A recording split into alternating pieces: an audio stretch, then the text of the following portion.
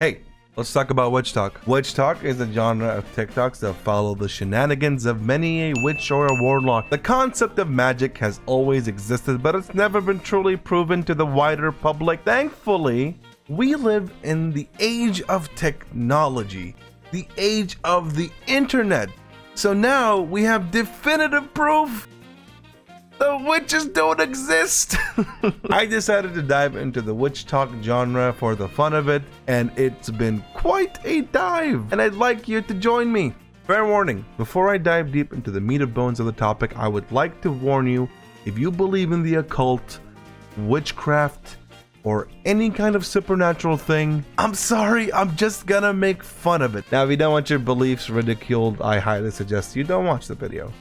But thank you for stopping by. So one of the things you quickly pick up on during these TikToks is the fact that these witches are in constant contact with deities, and I think they worship them. One of the gods that's constantly mentioned is Apollo. I saw a TikTok of this girl who says when she goes to church and she stands up during a sermon, Apollo smacks her ass and she presents it as a joke. I don't know where the joke is. Why would Apollo do that? And not only do they contact deities, they're in constant cahoots with spirits. More specifically, the fays, or as we know them, fairies. These Tinkerbell motherfuckers, what they do is they lure you in with gifts in exchange for a contract, and that contract is like a curse. There's so many TikToks of people warning about them. It's like a Twitter thread. Have you ever seen those Twitter threads where someone is like so concerned about something to the point where they sound passive aggressive and they're lecturing as well as venting at the same time? Well, yeah, witches do that kind of thing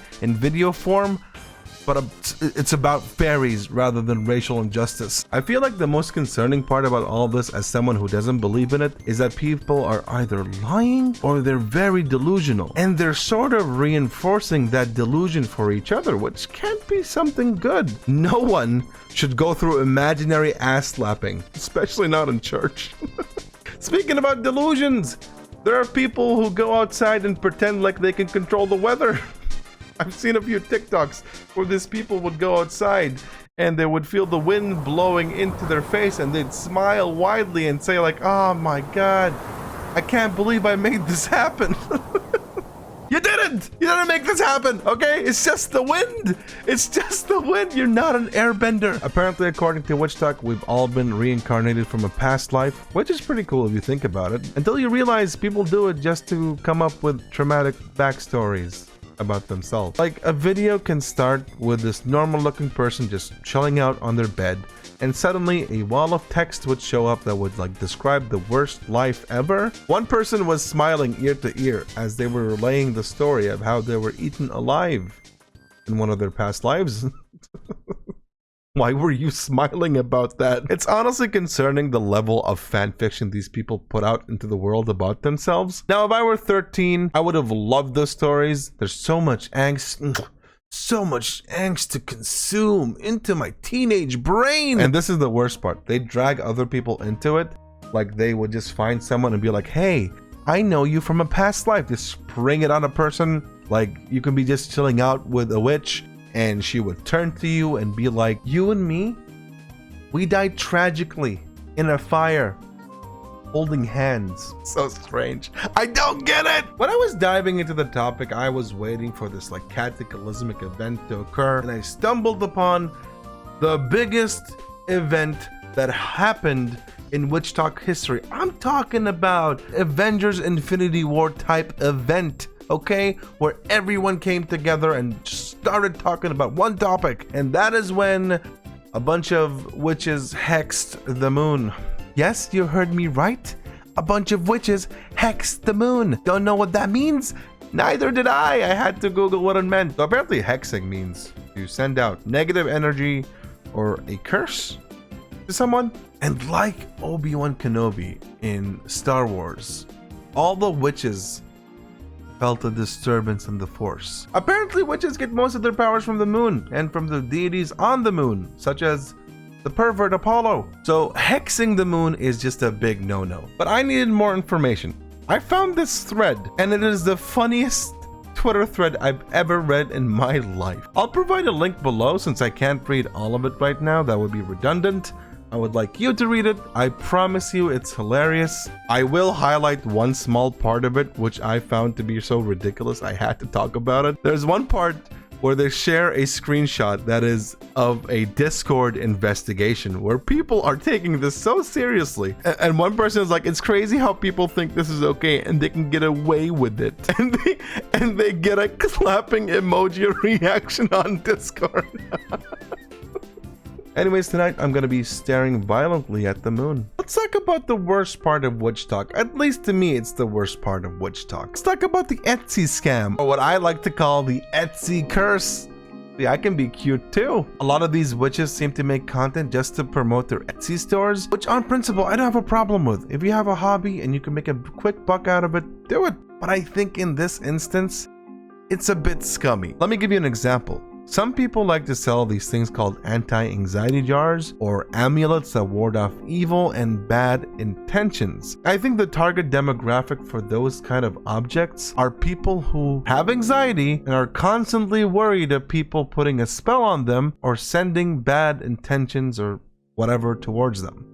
These are paranoid people. As someone who sees these objects as nothing else but objects, to me, this feels like you're preying on someone who's vulnerable. And there's so many Etsy videos out there that just aim to scare people of certain things in the witch community just so someone can buy their product. I think that's fucked up. This is probably the most egregious thing about WitchTok. It's just this. I don't like it. It rubs me the wrong way. You can educate me in the comments if you want to. Let's move on from the doom and gloom. Let's move on from the serious topics. Let's talk about the good things I've seen from these TikToks, okay? First and foremost, I like the fact that this community promotes The Legend of Zelda. How does it promote The Legend of Zelda? Well, a lot of videos have The Legend of Zelda music playing in the background, which is just fantastic, okay? Keep on doing it. Every time I hear the fairy fountain theme playing in one of these TikToks, it just gets 50% better. Keep on doing it. I love it. The second best thing about the WitchTok community is the manifestation thing. While I don't believe in it and I think it's ridiculous, I think it genuinely promotes positive thinking. If you don't know what manifestation is, it's basically someone telling you to believe in something and then you'll get it magically, but you really gotta believe in it. Obviously, some people will lie about what they've manifested into their own lives, but if it helps people to think positively and actually think about what they want to do out of life, then yeah, I guess I'm fine with manifestation. Here's something else I love out of WitchTok. Crystals. I love crystals. As a nerd who grew up with Final Fantasy, I love Final Fantasy. I love crystals. I like crystal content. It's nice to look at. All these crystals are so shiny. They come in different shapes. They come in different colors. They have so many like cool utilities. I like the crystal content. It's very wholesome. And I think it's probably one of the best things about the WitchTok community. Maybe there are some toxic parts to it, but we don't talk about them, okay? Keep on showing me nice looking rocks. And finally, my favorite part of WitchTok. There's no such thing as a coincidence. The fact that you're watching this video means you are energetically aligned with me and Aquafarians, but you may know them as mermaids. William Knight, better known as Grand Rising. This man never ceases to amuse me. He is one of the funniest content creators I've ever seen in my life, whether he's doing it intentionally or not. I'm sure we've all seen the video of him doing his usual content and this woman just runs past him and okay, I'm not gonna listen, I'll just show you the video. There is no such thing as a coincidence. The fact that you're watching this video means you are energetically aligned with me and this message. Your thoughts create your reality. But you already knew that, yet you still live a life that you dread. Excuse me. When this man was asked why the woman screamed, this was his response. He just says human instinct. This guy has been reverse isekai'd into our world, okay? He has come from a video game or something. There's this other video that he made where he tells people not to say good morning because morning could mean mourning the dead, but instead you should say Grand Rising, which is just him trying to promote his app on mobile.